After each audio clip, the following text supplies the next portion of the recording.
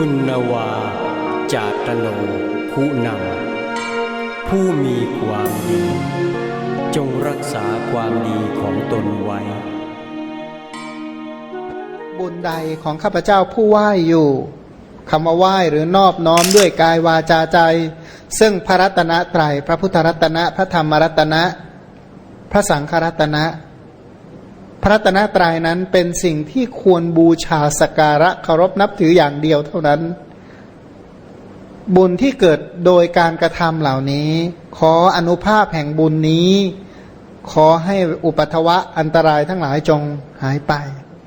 นะเพราะฉะนั้นใครก็ตามที่เรียกว่าอ้างเอาคุณของพระรัตนตรัยแล้วก็ยังมีภัยทั่วหน้าก็แสดงว่ากรรมนี่หนักหนาสาหัสมากสำหรับคนนั้นนะก็เหมือนอย่างว่ามีเรื่องเดือดร้อนแล้วเข้าไปพึ่งใบบุญพระราชาแล้วก็ยังเดือดร้อนอีกแสดงว่าแม้คนนั้นนี่นะสาหัสมากๆจริงๆพุทธังภคะวันตังอภิวาเทมิสวากขาโตภะคะวะตาธัมโมธัมมังนะมัสสามิสุปฏิปันโนภะคะวะโตสาวกสังโฆสังฆังนะมามิโยภวังนวิชานาตินะโสรัคติโคกะนังเอวังสีลังอาชานันโตกิงโสรัคเคยสังวรังคนผู้บ่ฮู้จักโคย่อมรักษาบุญโคไว้บ่ได้ฉันใดภิกขุก็เหมือนกันเมื่อบ่ฮู้จักศีลเหตุใดเขาจะรักษาสังวรศีลไว้ได้เล่าสาสเนกุลปุตตานังปฏิทานัตถิยังวินาอานิสังสาปริเชทังตัสสะสีลัสสะโกวาเทที่พึ่งของกุลบุตรในพระศาสนาเว้นศีลเสียแล้วบ่มีไผจะสามารถกล่าวกำหนดอานิสงส์ของศีลนั้นได้ปาติโมกขังวิโสเทนโตอเปวะชีวิตังชะเหปัญญาตังโลกนาเทนะนาปินเทศีลสังวารังเมื่อจะสำระปฏิโมกขสังวรศีลให้บริสุทธิ์แม้จะสละชีวิตก็บ่ควรทำลายศีลสังวรที่พระโลกนาถทรงบัญญัติไว้แล้วมาต่อเนาะมาต่อ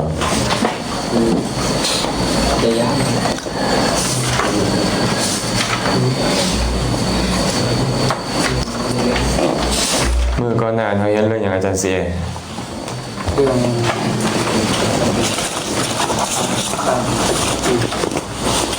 เรื่องยังก่อนเรื่องปาจิตติมีสองอย่างขายปาจิตติสองอย่างเขาถามอาจารย์เสียกันว่าปาจิตติสองอย่างคือยังไงปาจิตติสุตตะปาจิตติสุตตะบ่มีสุตตะปาจิตติสุตตะปาจิตติและนิสักยะปาจิตติให้อาจารย์ที่อธิบายคำว่าสุตตะและก็นิสักยะให้ฟังหน่อยนึงสุดท้ายคืออย่างนิสักยะคืออย่างปาจิตติก็คือปาจิตติอย่างเดียวล้วนๆแล้วก็นิสักยะปาจิตติก็ของที่จะต้องสละสุดท้ายปาจิตติแปลว่าจิตติล้วนปาจิตติล้วนๆนะมีแต่ต้องอาบัติแต่บ่มีการสละสิ่งของส่วนนิสักยะปาจิตติเป็นปาจิตตินั่นแหละแต่ว่าจะต้องสละกระทำคืนอาบัติต้องมีการสละสิ่งของจึงจะพ้นจากอาบัตินั้นได้โอ้ยแสดงว่าอาจารย์ซีเอนี่ยังแม่นอยู่เอาถามอาจารย์ซีเออีกหน่อยนึงเอางี้ทักที่ขาบนใดอันนี้สักทีนะกันเลยที่ขาบนที่เท่าไหร่ที่ขาบนที่สองที่ขาบนที่สองของนิสกิยากันเป็นปะนิสกิยากันว่าเรื่องอย่างนอกกันเลยเนาะจื้อปะไล่ข้อไปต้องปาฏิปัสสจารอยู่ปราศจาก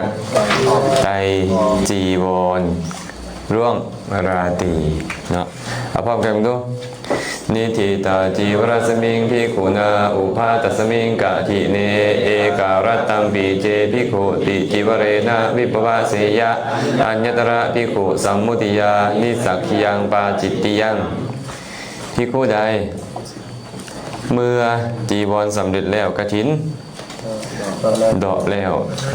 ยอมอยู่ปราศจากไตรจีวรแม่เพียงราตรีเดียวเป็นอาบัตินิสกิยาปาจิตติเว้นไว้แต่ได้ครับสมมุติคำว่าครับสมมุติก็คือป่วยไข้แล้วไปขอ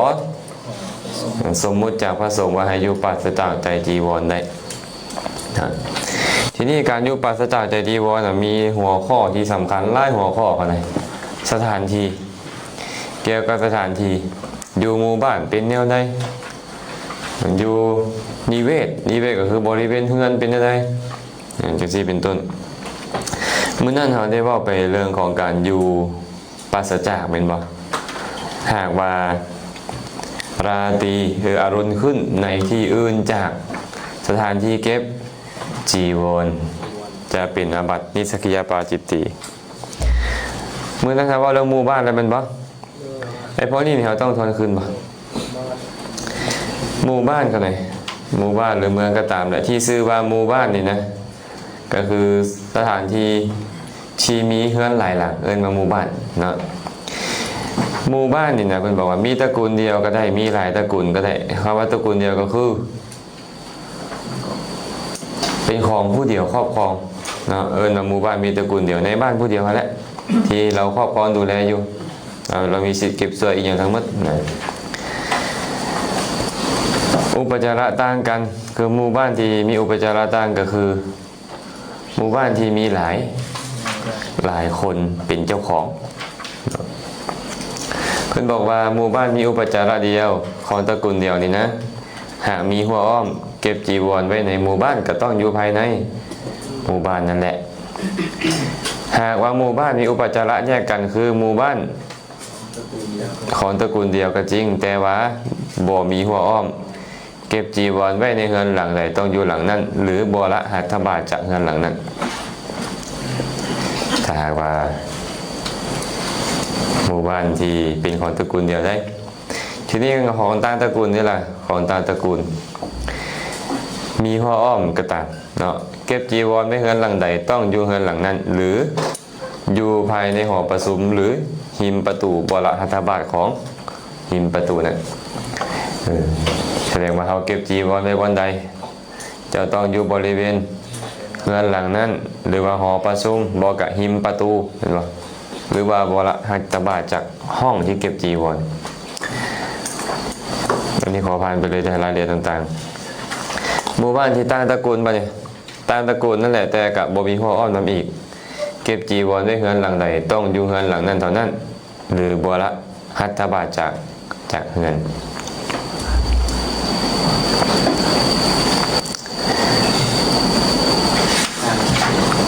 เบิ่งนิเวศหน่อยหนึ่ง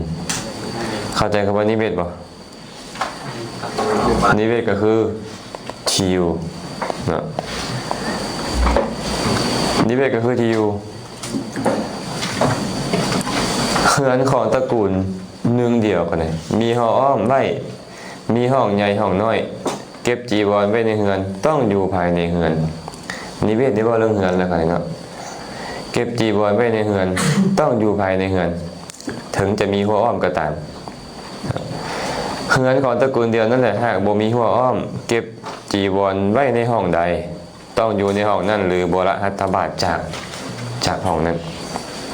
เวลาเขาเก็บไว้ในเฮือนกับบุคคลละหัตถบาทจากเฮือนหรือจากห้องนั้นก็เลยจากห้องนั้นห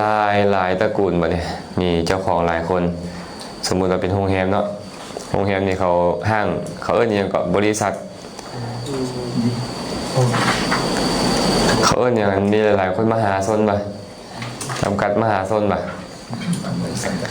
เขาลงทุนพร้อมกันนะห้างหุ้นส่วนยังจำกัดอย่างนี้เนาะแสดงว่าจะมีหลายเจ้าของนะหากมีหลายเจ้าของถึงจะมีหัวอ้อมไว้นำกันก็ตามมีห้องใหญ่ห้องน้อยเก็บจีวรไว้ในห้องใดต้องอยู่ในห้องนั้นหรือหิมประตูหรือบ่ละหัตถบาทจากห้องนั้น แต่จุดประสงค์ก็คือบ่อยากให้จีวรเสียหายนั่นแหละเนาะเฮือนที่บ่มีหัวอ้อมเลยเก็บจีวรไว้ห้องใดต้องอยู่ในห้องนั้นหรือบ่ละหัตถบาทจากห้องบริต่างกันปานใดตัวนี้นะห้องเก็บของนี่ก็เลยห้องเก็บของคือกันเนาะมีของเจ้าของเดียวมีห้องอ้อมมีห้องใหญ่ห้องน้อยเก็บไว้ภายในห้องเก็บของทั้งหมดอยู่บ่อนใดก็ได้เจ้าไปอยู่ห้องใดก็ได้อันถึงจะมีหลายห้องก็ตามเจ้าไปอยู่บ่อนใดก็ได้ถ้ามีเจ้าของเดียวและมีห้องอ้อมคันบ่มีห้องอ้อมนี่ล่ะเก็บจีวรในห้องใดต้องอยู่ห้องนั้นหรือบ่ละหัตถบาทของหลายเจ้าของบ่เนี่ยมีห้องใหญ่ห้องน้อยเก็บในห้องใดต้องอยู่ในห้องนั้นหรือหิมประตูหรือบ่ละหัตถบาทจากประตู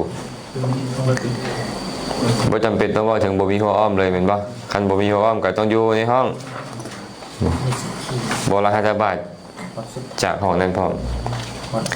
อัตโตนี่คือป้อมก่อนเลยรู้จักป้อมบ่อาจารย์กัน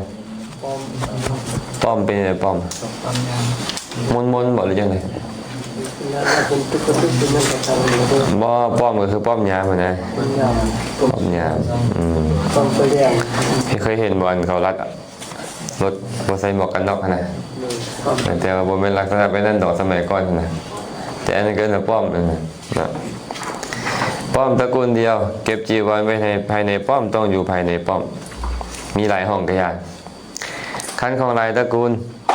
มีห้องใหญ่ห้องน้อยก็ตามเก็บไว้ห้องใดต้องอยู่ห้องนั้นหรือหิมประตูหรือบ่ละหัตถบาทกันฉะนั้นนี่นะเรื่องของป้อมนี่เพิ่นบ่ได้เอาเรื่องของหัวอ้อมมาเว้าแล้วกันเลยบ่ได้เอาเรื่องของหัวอ้อมมาเว้าแหละอย่าเว้าเฉพาะแต่ว่าตระกูลเดียวหรือหลายตระกูลมาโรเป็นเฮือนยอดเฮือนยอดเดียวเจ้าของตระกูลเดียวคือมีเจ้าของเดียวเก็บจีวรไว้ในภายในเฮือนยอดต้องอยู่ภายในเฮือนยอดนั้นมันจะหลายห้องก็ยากหากว่าเป็นของหลายเจ้าของคือต่างตระกูลนี้มีห้องใหญ่ห้องน้อยเก็บจีวรห้องใดก็ตามต้องอยู่ห้องนั้นหรือหิมห้องนั้นบ่กับบ่ละหัตถบาทอันนี้เขาสิเว้าหยาเว้าใบเลยเด้ปราสาทก็คือเอาก็น่าจะฮู้แล้วเนาะปราสาทเนาะหอปราสาทนะเก็บไว้ในปราสาทก็ต้องอยู่ในปราสาทครับจะหลายห้องกะยาบ่เป็นหยังกันเนี่ยเพราะมีตระกูลเดียวหากหลายตระกูลมีห้องเล็กห้องน้อยก็ตามเก็บห้องใดต้องห้องนั้นต่างบ่ต่างจากทางเทิงบ่ทางเทิงนี่เนี่ยเก็บห้องใดก็ได้บ่ก็ได้ขอแค่อยู่ในปราสาทแต่มีหลายตระกูลคือหลายเจ้าของนี่นะเก็บไว้ห้องใดก็ต้องอยู่ในห้องนั้นต้องอยู่ในห้องนั้นหิมยังเหินโล่นบ่มีหลังคาแบบนี้เนาะคือจานสีแอร์เนาะเพดานก็บ่มีจานสีแอร์เหินโล่นของตระกูลเดียวเก็บจีวรไว้ในเหินโล่นต้องอยู่ภายในเหินโล่นหากของหลายตระกูลเก็บไว้ห้องใดต้องอยู่ในห้องนั่นหรือว่าอยู่หิมประตูหรือบ่ละหัตถบาทไอ้พวกนี้คล้ายๆกันเมื่อเท่าไหร่ต่างจากสถานที่ที่เขาต้องทำความเข้าใจเพิ่มคือเรือเมื่อเขาจำเป็นต้องโดยสารเรือและต้องลวงราตรีเรือของตระกูลหนึ่งเก็บจีวรไว้ในเรือต้องอยู่ภายในเรือมันจะมีหลายห้องหลายมุมก็ยากกันมาเรือนั้นมีเจ้าของเดียวเรือของต่างตระกูลบ่เนี่ยเขาลงทุนร่วมกันเฮ็ดเรือขึ้นมาเก็บจีวรในห้องใดต้องอยู่ในห้องนั้นหรือบ่ละหัตถบาทของห้องอาเฮียนต่างหมู่น้อยหนึ่งก็คือพอค่าเกียรติสันโธคือกองเกียรติอะไรกองคาราวานเกียรติเขาเอิ้นเนาะกองเกียรตินั่นแหละพอค่าเวลาเขาเดินทางเขาจะเป็น400 500เขาเดินทางนะเพื่อป้องกันอันตรายช่วยกัน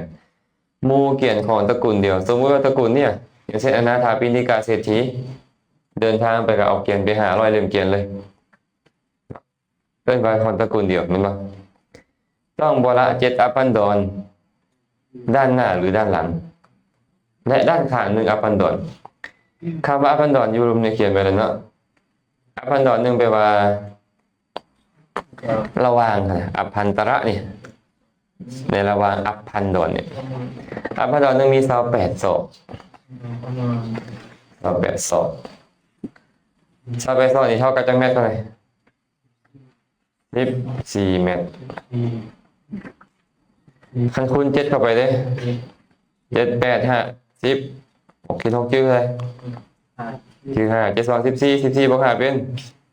19เอา14 เมตรคูณ7เด้7 4 20 8 7 1 7เป็น7 4 18ได้28ดันกัน7 ที่18โอ้พวกเรานี่ตกขนาดแล้วตรงเลขนี่ยังย้ำอีกว่า7 4 18 2 7ก็ยัง14แล้วครับ3 7มันไป31แล้ว8เด้อ7 1 7เป็น9 90คันที่ไรเป็นแมตช์นี้98 แมตช์กันเลยเจ้ายางไปทางหน้าเกียนได้บ่เกิน98 แมตช์เวลาตีเจ้าไปอยู่บริเวณที่มันจะอรุณขึ้นนะคันว่าเป็นศอกอะ196 ศอกประมาณนี้แหละกันเลยหากเกินนั่นออกไปเจ้าไปยืนอยู่หรือนั่งอยู่ก็ตามนอนอยู่ก็ตามไกลจากบริเวณหมู่เกียนนะฮอด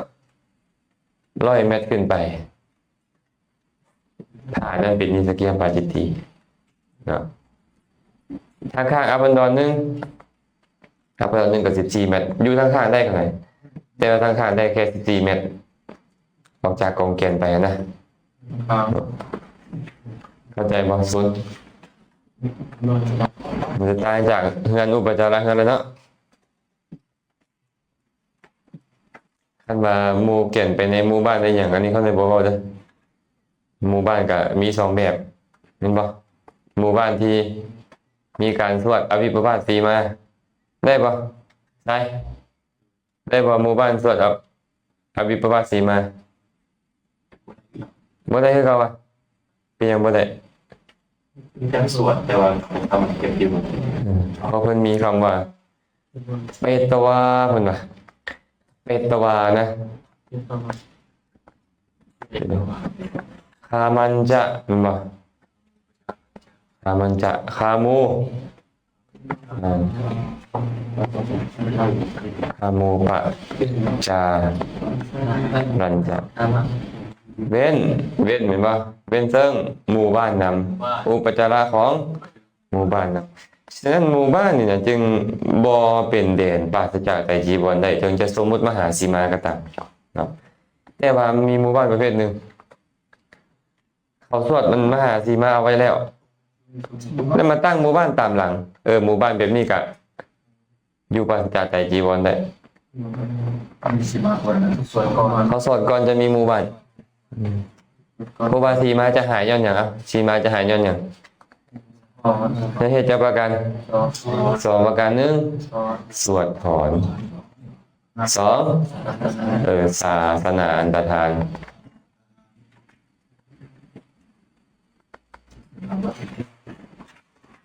ศาสนาหมดเท่าไหร่ศีลยังค่อยหมดบอกกันเป็นสวดถอนฉะนั้นมันเคยเป็นอย่างไรมันก็เลยต้องเป็นคือกับมันเป็นคือกับเฉพาะที่สวดก่อนนะเพราะฉะนั้นบ่ฮู้ที่แล้วเนาะว่าบนไหนสวดก่อนหรือสวดหลังนี่เป็นบ่คันบานยังอยู่ในหมู่บ้านที่สวดอภิปราสสีมาไว้ก่อนแล้ว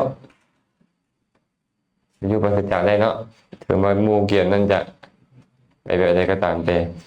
ถ้าหากว่าหมู่บ้านนั้นไปฮอดหมู่บ้านละเกียรติเขาก็แบ่งกันอยู่นี่5 หมู่ 5คันเด้อเกียรติเด้ออยู่หั่น10 คันเด้อจังซี่ไปนะอันนี้ก็บ่ได้บริหารอยู่ในกลุ่มใดต้องอยู่นึงต้องเข้าไปอยู่ใกล้กลุ่มนั้นสนให้นาครับเลยนาของตระกูลเดียวอ้อมหัวไว้หรือว่ามีหัวอ้อมนั่นแหละเก็บจีวรไว้ในนาแล้วต้องอยู่ภายในนาสมมุติว่าเนี่ยครูอาทิตย์เนี่ยเมื่อบ้านอยากไปนอนนาตัวเองก็ระวังเขาไปจับได้ไปนอนได้เก็บจีวรไว้ภายในนาหากนามีหัวอ้อมให้อยู่บริเวณภายในนานั่นแหละบ่จำเป็นต้องไปอยู่ทั้งเถียงนาของตระกูลเดียวแต่บ่มีหัวอ้อมบ่เนี่ยต้องบ่ละหัตถบาทจีวรคันบ่มีหัวอ้อมนี่ต้องบ่ละหัตถบาทจีวรได้นาของต่างตระกูลถึงจะมีหัวอ้อมก็ตามเก็บจีวรไว้ในนาต้องอยู่หิมประตูเท่านั้นหรือบ่ละหัตถบาทหิมประตู มูจะหิมประตูวะนาเขาก็มีประตูเข้านาเราเป็นบ่บ่สามารถไปอยู่ทุกที่ได้กันเลยอยู่ได้แต่ประตูบ่กับมันอยู่ใกล้จีวรเลยนะบ่กับมันอยู่หิมประตูหรือหัตถบาทของประตูตามตระกูลบ่ได้อ้อมมั่วปะเนี่ยบ่ควรละหัตถบาทจีวรหัตถบาทจีวรเนาะอีพ่อเข้าใจเนาะเพื่ออธิบายเติมหัตถบาทของจีวรนั่นแหละเป็นชื่อของหัตถบาทในไหนาของตระกูลเดียวบ่มีหัวอ้อมเพิ่นว่าไหนาของต่างตระกูลมีหัวอ้อมหัตถบาทประตูไหนาชื่อว่าหัตถบาทในไหนาของ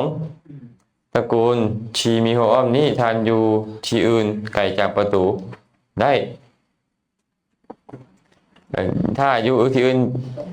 จากที่ใกล้ประตูก็ต้องอยู่ในหัตถบาทจีวรเพราะว่ามันต่างตระกูลกันเลยต่างตระกูลสมมุติว่านี่นะเป็นบริเวณนาอันนี้เป็นบริเวณประตูเนาะสมมุติถ้าบางจีวรไว้นี่คันวัดตระกูลเดียวนี่เจ้าจะไปยืนอยู่บนไหนได้มั้ยไปนอนอยู่บนไหนได้เมื่อคันวัดตระกูลเดียวได้มีหัวอ้อมไปนี่แล้วเนี่ยเห็นบ่คันบ่มีหัวอ้อมเจ้าต้องมาอยู่นี่คันบ่มีหัวอ้อมนะอยู่ใกล้บริเวณจีวรหัตถบาทจีวรสมมุติต่างตระกูลบ่เนี่ยต่างตระกูลถึงจะมีหัวอ้อมแล้วก็ตามเจ้าบ่สามารถไปอยู่บนอื่นได้เจ้าต้องอยู่ใกล้จีวรบ่ซั่นเจ้าต้องอยู่ใกล้ประตูนี่บ่เว้นหัตถบาทของประตูนี่ถึงจะอยู่ไกลจากจีวรก็ให้อยู่ใกล้ประตูเนาะคันบ่มีหัวอ้อมเลยต้องอยู่บริเวณจีวรบ่ซั่นก็จะเป็นนิสสักยปาจิตติไปเนาะทันยะกระหังบ่เนี่ยลานนวดเข้าเนาะลานนวดเข้าสมัยก่อนคนสมัยก่อนก็มีลานนวดเข้านี่นะหากว่าลานนวดเข้าของตระกูลเดียวอ้อมหัวเอาไว้เก็บจีวรในลานนวดเข้าต้องอยู่ในลานนวดเข้าคล้ายๆนานั่นแหละครับเนี่ยแต่ว่าอันนี้นี่เขาเอาเข้ามาไว้พี่แล้วให้เป็นลานนวดเข้าหากบ่มีหัวอ้อมบ่ต้องละหัตถบาทจีวรเช่นเดียวกันต่างตระกูลถึงจะมีหัวอ้อมเก็บจีวรไว้ในลานนวดก็ต้องอยู่หิมประตูหรือบ่ละหัตถบาทหิมประตูคล้ายๆกับนาเปลี่ยนจากนามาเป็นลานนวดเข้าซื่อๆอาราโมเนี่ยแปลว่าสวนหรืออาราโมนี่นะสวนหรือสวนดอกไม้สวนบางไม้ก็ตามของตระกูลเดียวอ้อมหัวไว้เก็บจีวรในสวนต้องอยู่ภายในสวนหากว่าบ่มีหัวอ้อมต้องบ่ละหัตถบาทจีวรคันบ่มีหัวอ้อมนี่นะสวนของต่างตระกูลถึงจะอ้อมหัวไว้เก็บจีวรไว้ในสวนต้องอยู่หิมประตูหรือบ่ละหัตถบาทหิมประตูเหมือนกับนาปะเหมือนกับนาเลยเนาะคันบ่มีหัวอ้อมก็ต้องบ่ละหัตถบาทจีวรวิหารไปวิหารนี่มีเว้าไว้หลายแบบก็ได้วิหารเป็นหลังก็ได้วิหารก็คือหลังของกุฏินั่นก็ได้ครับหรือหมายถึงวัดทั้งหมดก็ได้เอิ้นว่าวิหารนะอาวาสของตระกูลเดียวที่ล้อมหัวไว้เก็บจีวรไว้ในอาวาสต้องอยู่ภายในอาวาสอาวาสก็กำหนดด้วยคนสร้างวัดกันสมมุติว่าพ่อใหญ่ศรีแม่ใหญ่มีเป็นเจ้าภาพเลยถวายวัดไปเลยอันนี้ก็บ่มีปัญหาหยังเนาะอาวาสของตระกูลเดียวบ่มีหัวอ้อมเก็บจีวรไว้ในวิหารหรือที่อยู่หลังใดต้องอยู่ในวิหารหลังนั้นหรือบ่ละหัตถบาทของวิหาร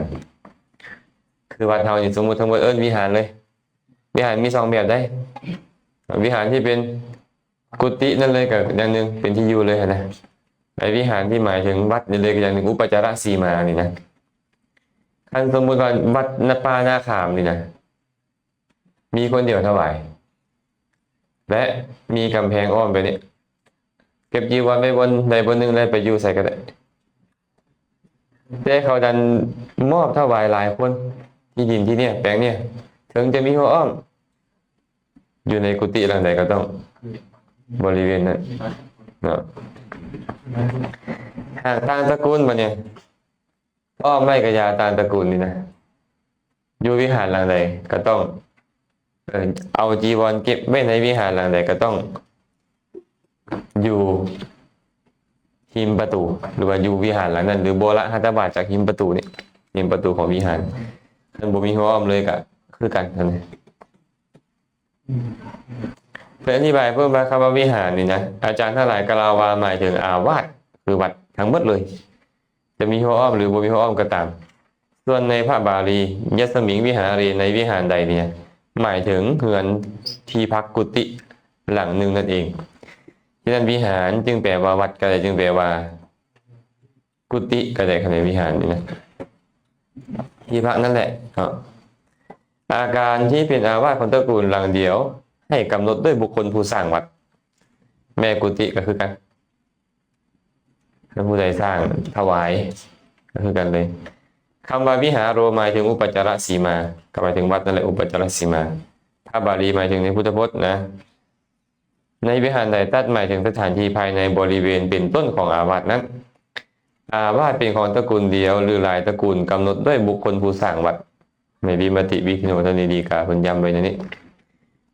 วิธีการบริหารผ้าก็เป็นเหมือนกับนิเวศหรือเฮือนพักนั่นเองเฮือนพักของเจ้าของเดียวมีหัวอ้อมก็ตามบ่มีหัวอ้อมก็ตามลายเจ้าของมีหัวอ้อมหรือบ่มีหัวอ้อมก็ตามไล่เหมือนกันเลยคำว่าวิหารเนี่ยพอคำใส่มักต้นไม้บ่จ๊ะมักอยู่แต่บ่อยู่อยู่ป่ะอยู่ยังก็เห็นคุมโป่งอยู่เนาะแสดงว่าแม่นแล้วเจ้านี่เขาคัดเกินได้ดิจ้ะย่างกายกุฏิเรายันใดกินทุกมึงไปเลยบ่ยุงลายกูจะไหนเนาะโฮมต้นไม้กันเลยของตระกูลหนึ่งในเวลากลางเวรนี่นะมีเงาแผ่ไปโดยรอบตลอดเขตใดต้นไม้มันก็ต้องมีเงาบอกกันเลยคือจังไหนเนาะต้นไม้นี่ก็ได้เนาะแรงบ่เป็นเด้ออันนี้เอาลงมานี่ก่อนเลยบริเวณรอบๆนี่จะเป็นเอิ้นว่าบริเวณของโฮมไม้อยู่ภายในโฮมไม้เนี่ยเก็บจีวรภายในโฮมไม้ได้ห่างกันจ้ะคันบะมีตระกูลเดียวเป็นเจ้าของเนาะของด้านตระกูลนี่แหละบอกวันละหัตถบาทจีวรกันว่าเขาซื้อดินพร้อมกันแล้วตัวเจ้าเราไปอยู่บนต้นไม้อีกฮะแสดงว่าต้นนั้นมีหลายเจ้าของเห็นปะเมื่อมีหลายเจ้าของก็ต้องโบราณหัตถบาทจีวร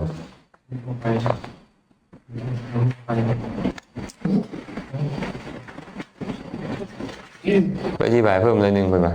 สำหรับต้นไม้ที่เพื่อนว่าลงเลงหรือว่ามันโปร่งมันบ่ค่อยมีกิ่งมีงาบ่ค่อยมีใบจีวรเก็บไว้ในโอกาสที่ถึกแดดยอมเป็นนิสกี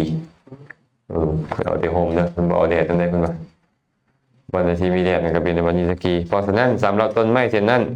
ให้เก็บจีวรไว้ในเงาของกิ่งไม้หรือเงาของลำต้นถ้าจะเก็บไว้ถึงกิ่งไม้หรืองามไม้นั้นควรวางไว้ถึงโอกาสที่กิ่งไม้อื่นทับใบข้างถึงแพ้ไปถึงเท่านั้นเงาของต้นไม้เตี้ยยอมแพ้ทอดไปไกลสามารถเก็บไว้ในโอกาสเงาแพ้ไปถึงได้อยู่บอกให้ฟังแบบนี้เนาะโชกาโสวะเนี่ยการแจ้งดูที่โล่งที่ชื่อว่าการแจ้งมีอุปจาระเดียวกำหนดโดยเจ็ดอปันดรโดยหอบเท่าใดก็เจ็ดอปันดรเมื่อกี้นี่จักสอบก็100 มันคิดแบบ196 ศอกเห็นว่าหรือ98 เมตรโดยหอบเลยจ้างสมมุติวางจีวรไว้บนนี้เขาหน่อยให้ออกไปโดยหอบเลยได้แค่7 อปันดรคล้ายๆกับยังนี่คำว่า7 อปันดรนี่คล้ายๆกับยังคล้ายๆกับสีมาคล้ายๆกับอรัญญาสีมาเป็นบ่แต่ว่าสีมาเนี่ยมันจะแพร่ออกไปตามบริษัทเป็นบ่แต่เรื่องจีวรเนี่ยมันบ่แพร่ไปตามเด้สมมุติว่าเฮาอยู่นี้บอกให้จีวรของเฮาอยู่นี่สมมุติเนาะจีวรของเฮาอยู่นี่นะถึงเฮาจะไปอยู่ใส่ก็ตามมันบ่ได้แพร่ออกไปจากเฮาก่อน เอาบอนจีวรอยู่เป็นประมาณเข้าใจปะเอาบอนจีวรอยู่เป็นประมาณ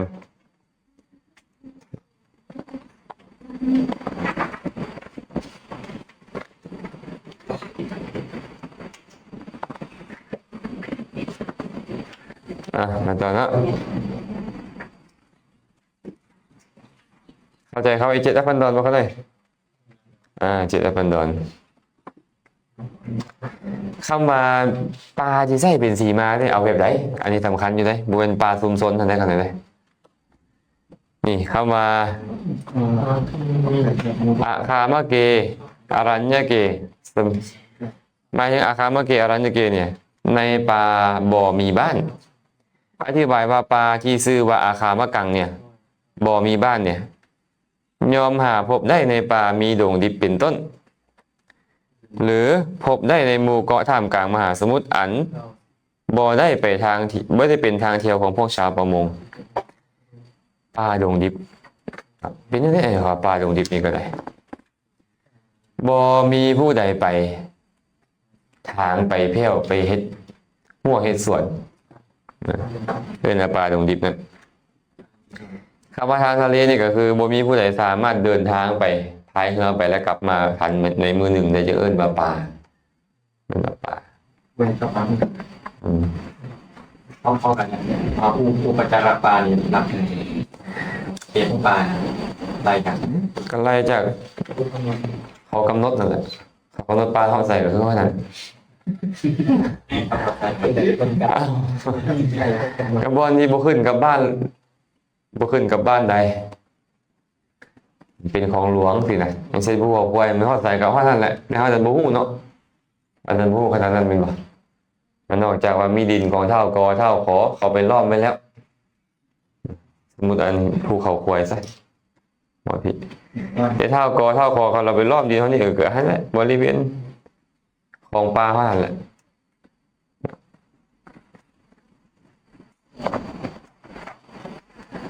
เจ้าแล้วกันไหนวิธีการเก็บจีวรบ่ให้อยู่ปราศจากการอยู่ปราศจากไตรจีวรมีอยู่2แบบเด้อ1อยู่ปราศจากแล้วเป็นอาบัตินิสกิยปา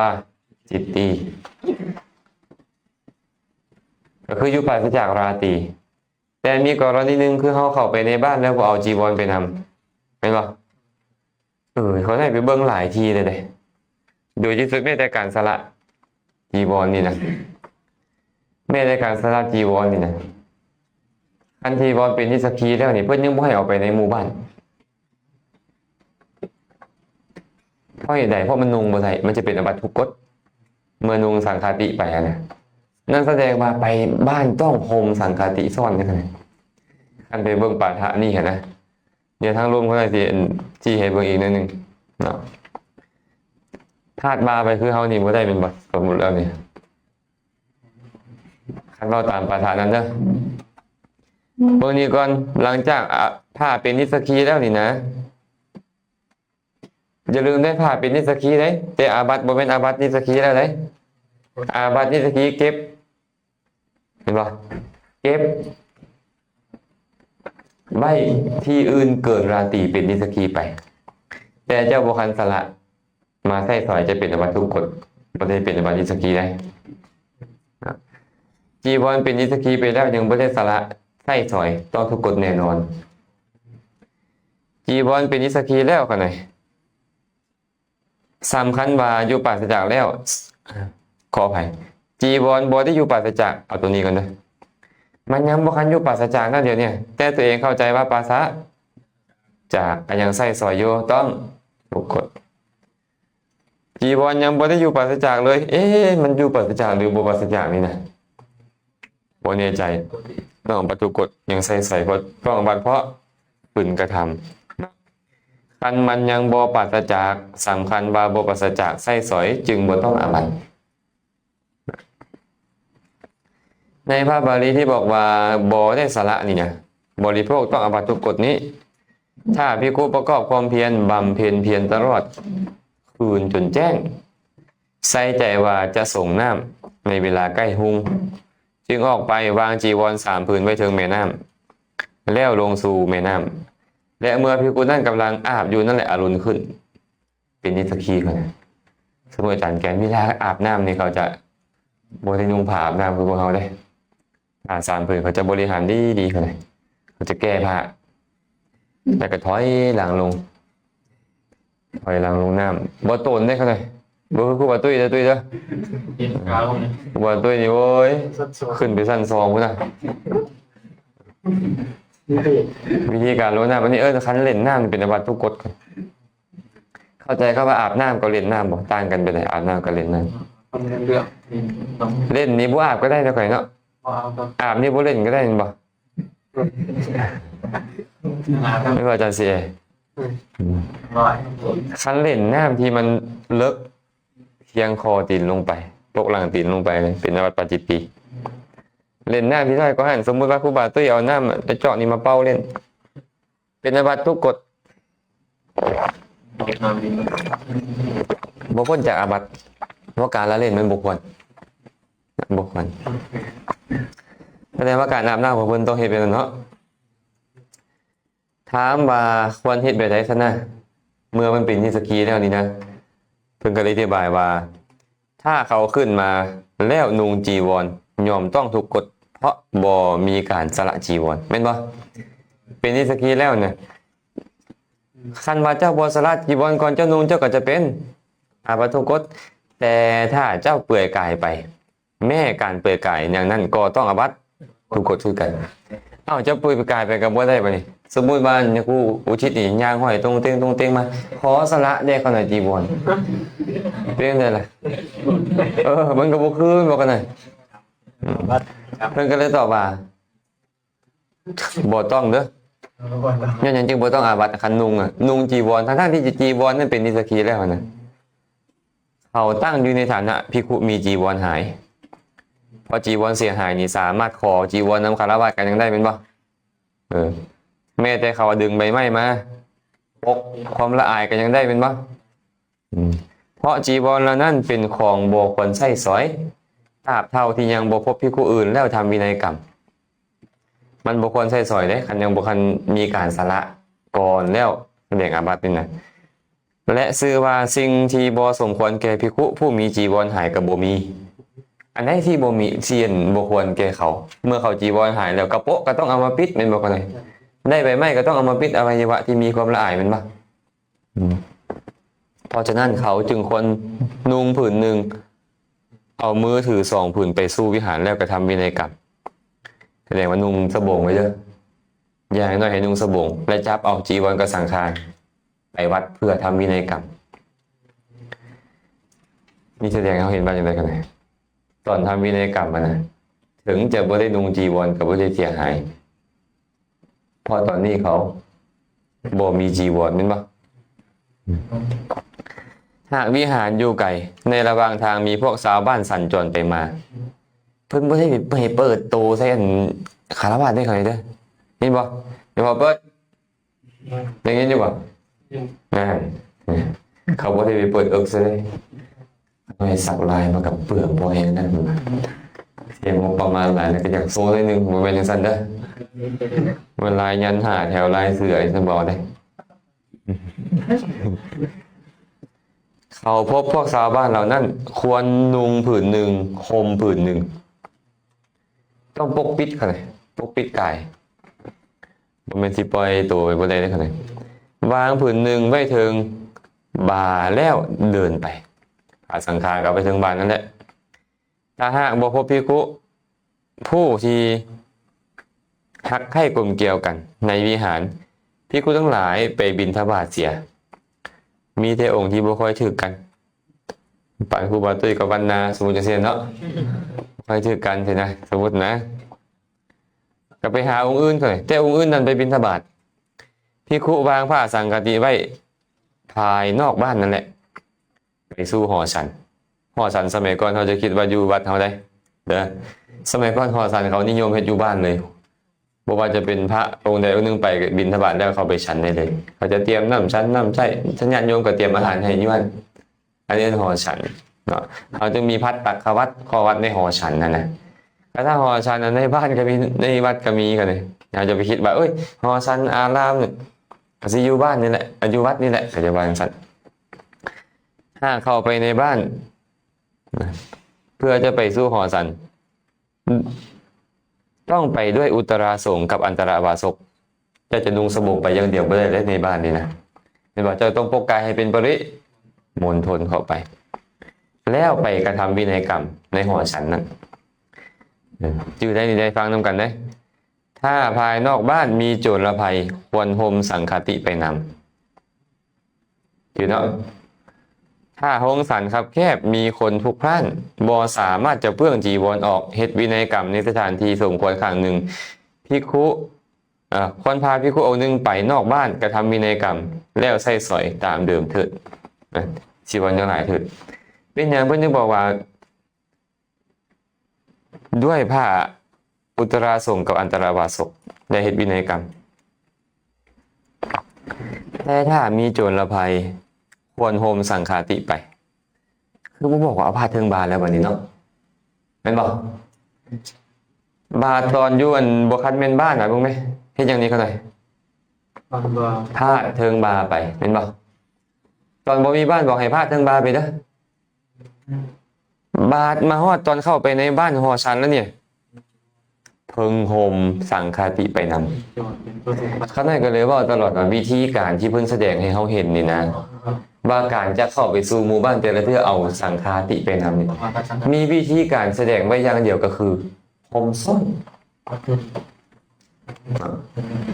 เขาได้ก็เลยยังเข้าใจอยู่ว่าควรห่มซ่อนเข้าไป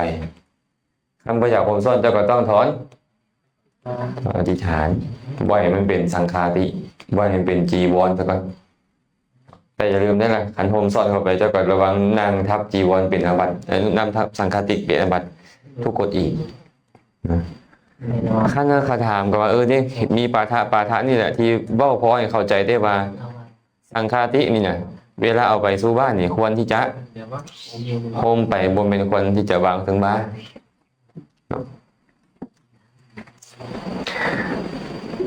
พอเข้าใจเนาะ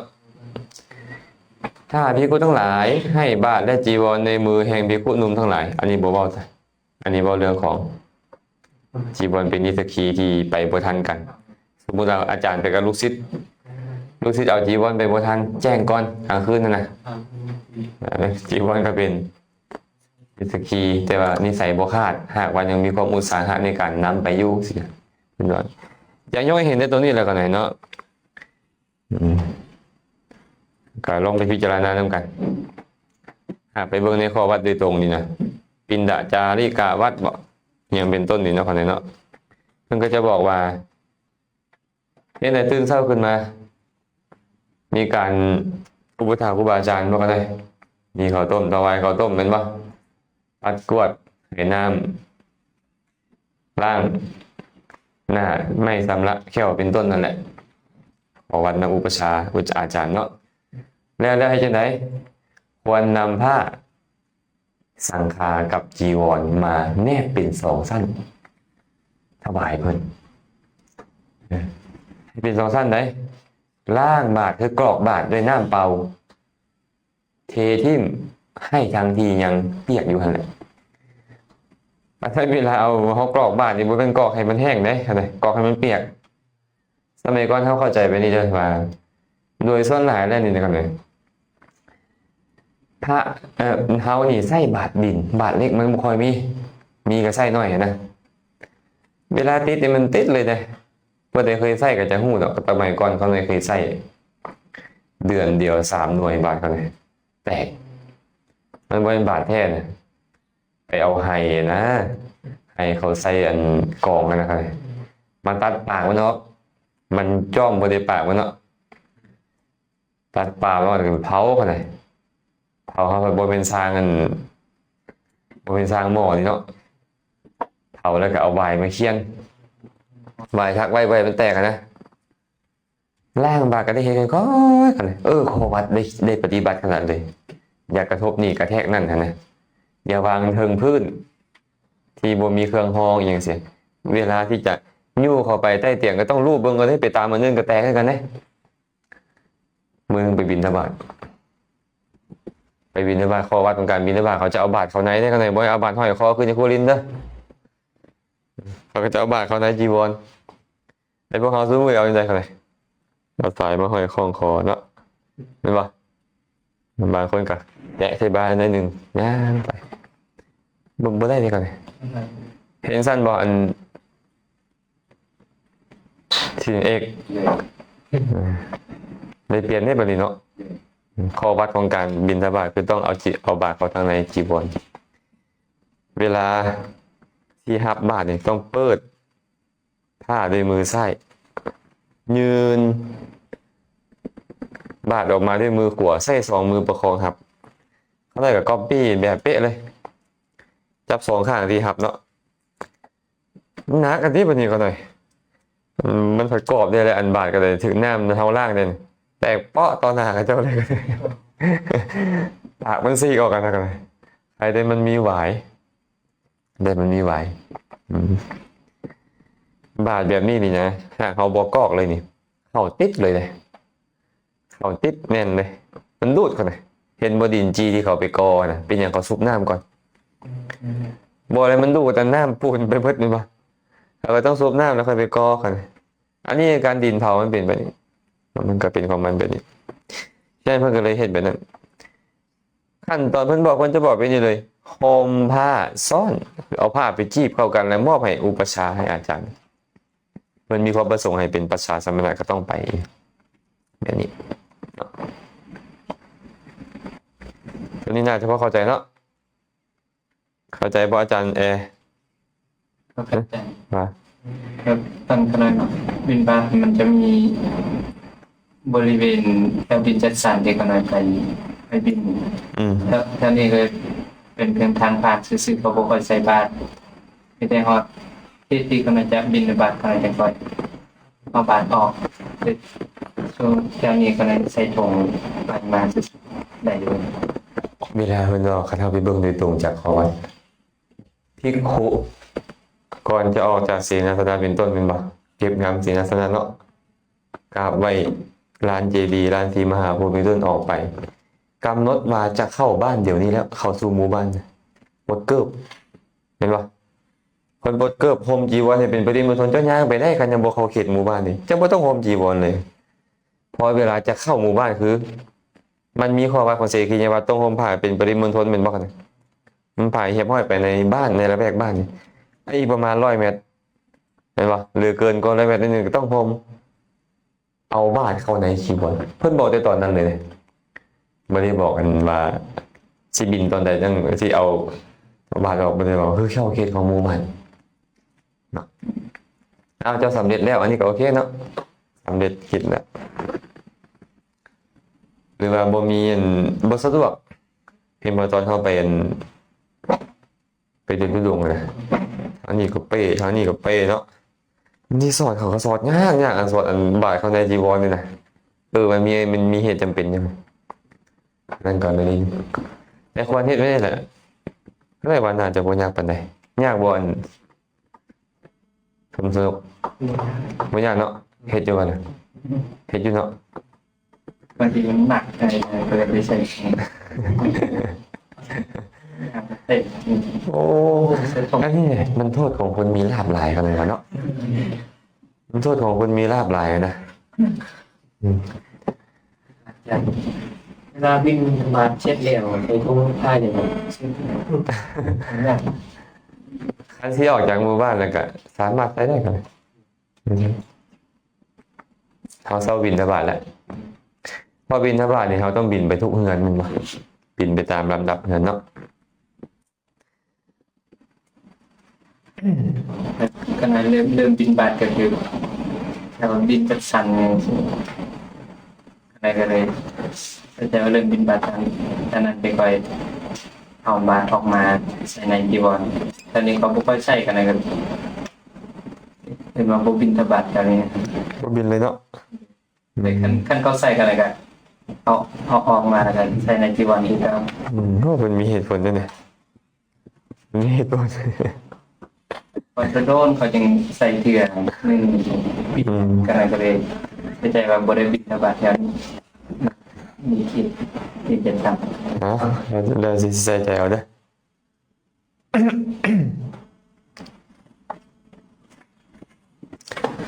เข้าใจเนาะ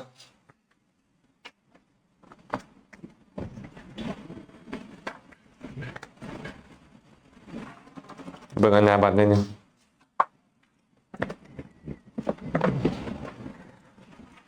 ภายในอรุณขึ้นภิกขุสละให้ขาดสละให้ขาดเป็นสละให้ขาดนี่นะถอนอธิษฐานสละให้ขาดขั้นถอนอธิษฐานแล้วมาเป็นนิสกีกันดูอาจารย์แกนนี่นะเป็นคนค่อนข้างมักง่ายนิดนึงมันห้อนเราตรงนี้หน่อยอาจารย์แกนเนาะบอกสังฆาไปดอกเอาไว้กุฏิพุ่นแหละมาฮอดพี่แล้วก็ถอนก่อนอรุณขึ้นเลยนะอันนี้กับบุพินอย่างเลือสละเลยมาให้ครูบาตุ้ยซะเด้ออยากเอาเราเรื่องครูบาตุ้ยเด้อนี่สิอันนี้มาสละจีวรสูญหายไปจีวรสูญหายคือเสียจีวรชิบหายถือพวกเป็นต้นกัดขาดท่านพวกกัดขาดแล้วมันพ้นจากความเป็นจีวรบ่ว่ะมองเห็นคนละห้องบอกพวกเขาเนี่ยเขาคือบอกว่ามันขาดใช่ป่ะมันขาดเท่ารังเล็บขึ้นไปป่ะรังตัวเลือดขึ้นไปนี่นะบ่มีเส้นได้ผ่ากลางเข้ามาทางครอบ8 นิ้วเห็นป่ะทางด้านกว้างนะด้านยาวด้านกว้างเขาทำได้ดีป่ะด้านกว้างสักอันนี้เนาะแล้วก็ด้านสูงมัน4 นิ้วมันขาดบริเวณในนั่นเข้ามากะเป็นมาขาดประชินแต่ขาดอธิษฐานถึกไฟไหม้บ่ถึกจนซิ่งเอาไปบ่ถึกวิสาสะไปแล้วสมมุติว่าครูบาวีรนัทนี่เพอสติคำนี้เห็นทาบดีละวิสาสะเลยจีวรนี่ของมูค่อยเอากับบ่เป็นอย่างดอกเทิงบาวีรนัทบ่ได้ถอนอธิษฐานก็ชื่อว่าขาดแล้วบ่แม่นจีวรของเจ้าแล้วเมื่อบ่เป็นจีวรของเจ้าแล้วเจ้าก็บ่เป็นนิสกีแล้วเรียกว่าต้องเรียนให้เข้าใจได้เนาะคำนี้ซอยมูได้ภิกขุได้ครับสมมุติอยู่ปราศจากไตรจีวรได้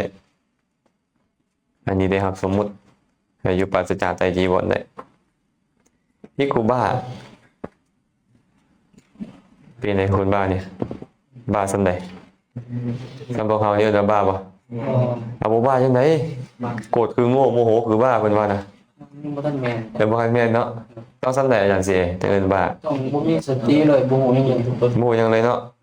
จับก้อนอุจจาระขึ้นมาคิดว่าเข้าแม่นบ่คั่นจับก้อนไฟขึ้นมาว่าเป็นทองคำไปนี่เอิ้นว่าบ้าคั่นแต่สัญญาพออุทิศยังบ่เอิ้นว่าถึงขั้นนั้นอาจจะวิปริตน้อยนึง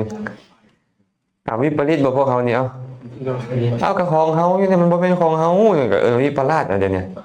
เห็นสิ่งที่บ่งามว่างามเนาะแต่บ่แม่นสำนี้ได้ได้ครูบาลาเด้อต้องบ้าแท้ๆนะครับบ้าแท้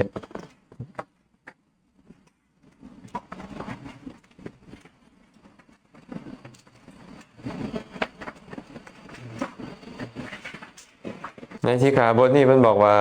การอยู่พาสจากผ้าสังฆาอุตราสงอันตรวาสกแม่เพียงราตรีเดียวอัตถกถาอธิบายอาการอยู่แยกกันนะอยู่ห่างจากไตรจีวรแม่พื้นเดียวก็ชื่อว่าอยู่ปราศจากไตรจีวรเวลาพระพุทธเจ้าว่านะบอกอยู่ปราศจากไตรจีวรบางคนจะไปเข้าใจว่าคำว่าไตรจีวรก็อยู่ปราศจาก3 พื้นที่บ่แม่นปราศจากเทื่อละพื้นเห็นบ่เป็นการอธิบายว่าแม่พื้นเดียวเดี๋ยวบ่ไตรจีวรต้องอยู่ปราศจาก3 พื้นจึงเป็นบ่แม่นจะอยู่ปราศจาก3 พื้นจะนุ่งอีหยังเห็นบ่บ่ได้กันนะแต่ว่าอยู่ปราศจาก3 พื้นได้บ่ล่ะได้คือตอนลงอาบน้ำเมื่อกี้นี่แหละแม่นเลยบ่แม่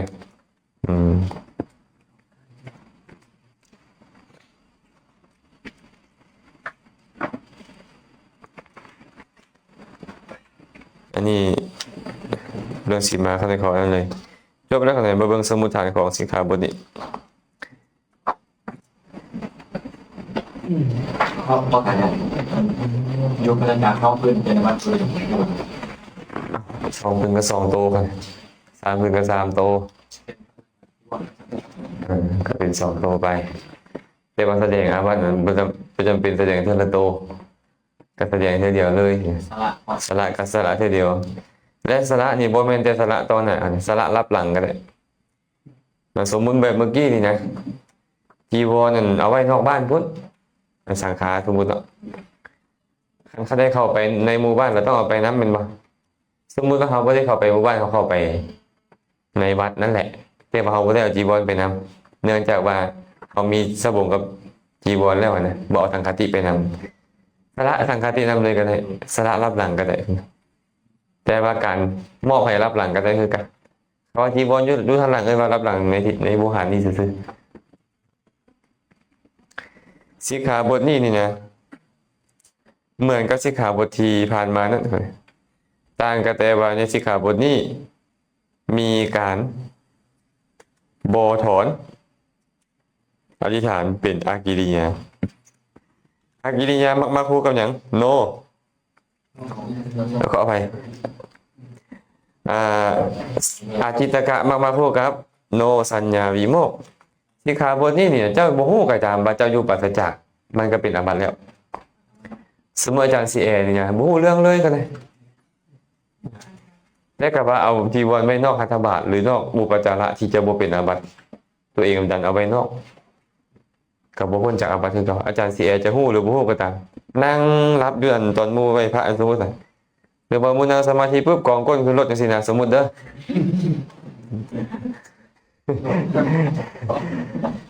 มันงงเฮงเนาะนั่งก็บ่ไหวเลยเนาะสมมุติตอนจะเสียเนาะมันก็มีวิธีการเดียวเท่านั้นแหละก้มหัวลงหมดเนี่ยไม่ยังละขึ้นบัดเนี่ยก้มหัวลงแล้วก้นนั่นแหละขึ้นเนาะเราก็เลยเอิ้นวิธีการเดียววิธีกองก้นรับเลยก็ได้บ่ฮู้บ่ได้สติอีหยังเลยอันตอนนั้นอยู่ปราศจากกันน่ะนี่เอิ้นว่าอาจิตกะนี่ค่อยบ่มีจิตที่อีหยังเลยบ่ได้มีเจตนาเลยแต่ว่ามันก็บ่พ้นจากอาบัติแต่ท่านอาบัตินี่เขาจะคิดว่าต้องมีเจตนาเฮ็ดถึงค่อยเป็นอาบัติได้แม้แต่บ่มีเจตนาให้มันก็เป็นอาบัติเพราะสิกขาบทนี้เป็นอจิตกะคือบ่มีการถอนเป็นต้นนั้น ทีนี้กันสมมติว่าถ้าเราล่วงหลายปีไปสมมติว่าล่วงไปทางพระสังฆาครับพระองค์เหลือแต่สมเอาตะบงอย่างนี้ทีนี้อยู่ที่นั่นมีแต่สมณเณรหนึ่ง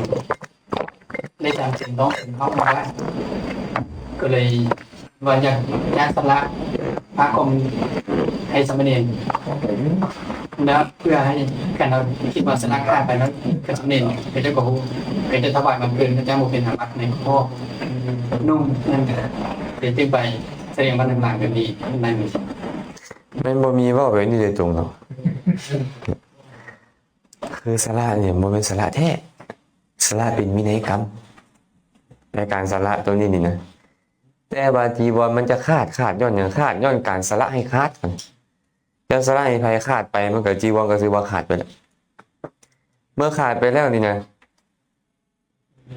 มันก็บ่มีความเป็นของเขาแล้วนะความเป็นวัตถุนิสกีมันก็หายไปนำทีนะแต่ต่างจากเงินได้เนาะอันสละเงินไปละเขาออกเมตญาณโยเอาไปซื้อสิ่งใดมาก็บ่ได้มันบอกแต่ว่าอันนี้มันไม่ได้ถึงขนาดนั้นกันมันก็พอคิดได้นะการสละเงินนี่บ่มีได้เป็นสละให้ผู้นี้ผู้นั้นกันมีสละสามกลางทรงอย่างเดียวมาสังเกตว่าสิกขาบทพวกนี้นี่นะนิสกีนี่นะมีแต่สละท่ามกลางสงฆ์คณะและบุคคลสละสามแบบบาปแปลว่าเรื่องรับเงินมาบาปแปลว่าเรื่องของการซื้อขายด้วยเงินนะบ่มีการแสดงว่าสละแก่คณะหรือบุคคลเลยแปลกบ่เพราะหยังเพิ่นอยากอนุเคราะห์สงฆ์เมื่อเจ้าไปสละท่ามกลางสงฆ์แล้วมีไวยากรก่อนเอามูลค่านั่นไปเฮ็ดที่สมควรมามันสมควรแก่สงฆ์แต่เจ้ามันบ่สมควรแก่ผู้ที่รับอย่างเดียวในกรณีสละท่านบ่สละนี่บ่ได้เด้เนี่ยยังบ่สมควรแก่ทุกคนคือเก่ากันโดยเฉพาะต้นกับพอพูดคือตกลงกันเขาออกมากฐินงวดนี้100 ล้านเจ้ารับเด้อ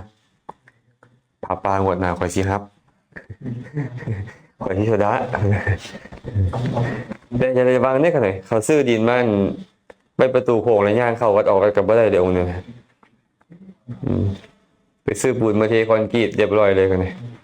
ยางบ่ได้เดี๋ยวพอพุทธ ถ้ามันวัดให้เยอะ เพราะทางบางวัดบอกกัน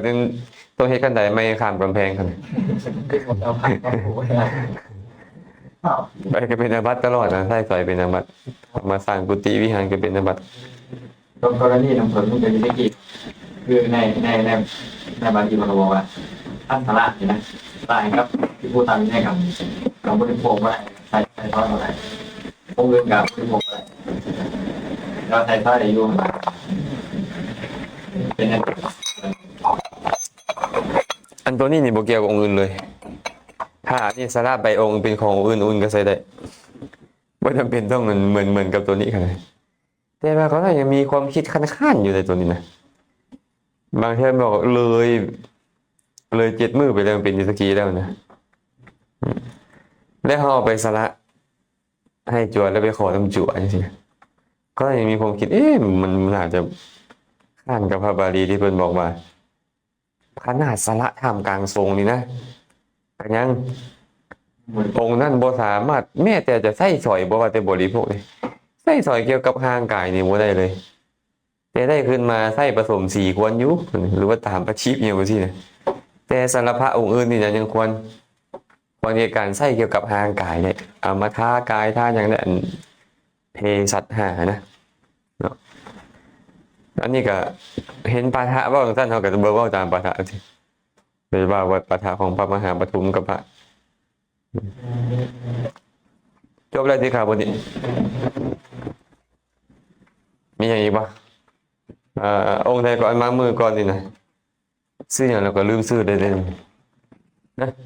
องค์นั้นนะองค์นางหัวเถิกนิดนึงกันนะเดี๋ยวเบิ่งมูไหมเซกองนะแล้วเมื่อไหร่เซกองอ่ะ ไม่ยอมยก เนี่ยมันไปเบิ่งมูอีกได้เนี่ยเพิ่นหาก็มามือก่อนนี่ล่ะ เข้าใจว่านี่บ่ได้เรียนน้ำมูนี่เข้าใจบ่นี่แน่เห็นบ่เจ้าไปเสื้อนครูบาเสือได้เนี่ยบ่มาบ่ทันนี่นะบ่จะตอบสึกใจค่อยขนาดเลยบ่เพิ่นว่าบ้างได้ มู่ก็เคยเกี่ยวกับการสละน้ำเพิ่มนี่แหละอะไรไปสละโดยตรงให้จั่วแต่ก็หน่อยใช้ใจก็หน่อยสละแล้วนี่ที่ว่าเป็นฐานว่าไงโดยที่ว่าบ่ต้องไปแจ้งต้องบ่ต้องไปจับ บ่ไปหาจัว เนี่ย เป็นการสละที่ขาดบ่การสละนี่เนาะมันบ่จำเป็นต้องจับสละถึงบ่มีคนเฮาก็สละได้บ่ซั่นเฮาก็ตายที่บ่เป็นอาบัติตลอดติบ่แค่เจ้าคิดว่าเขาบ่เอาแล้วมันก็ขาดประเคนแต่เจ้าจะไปจับได้บ่เนี่ยคันเจ้าไปจับมันเป็นอุคหิตพอเจ้าสละขาดแล้วบ่มีเยื่อใยแล้วบ่เป็นของเจ้าแล้วสินะแต่เจ้ายังขอได้บ่ล่ะในกรณีเช่นเนี่ยเอาเมื่อบ่มีของเป็นเจ้าของแล้วนะมันก็พอคิดได้ว่าจั่วนี่เป็นสหธรรมิกให้เขาขอจั่วได้เห็นปะเข้าใจปะแต่ในกรณีอื่นนั้นมันสิมีปัญหาพออื่นอย่างเช่นว่าครูบาอุทิศนี่นะบ่แม่นน้ำเพิ่งซักปิ้งปลาคอเอาไว้ในกุฏินั่นแหละคอยสละเดียวเป็นการสละบ่ก็เป็นการสละเลยดีคนนี้ต่างกันเลยว่าเก็บอาหารไปในที่อยู่เป็นอาบัติปิดปลาคออื่นได้บุ้ยผู้ใดเอาไปมันยังอยู่หันคือเก่านี่นะมันก็เป็นอาบัติทันเนาะเอามาเบิ่งสิขาบทอีกข้อหนึงบัดนี้อากาละจีวรสิกขาบทก่อนเลย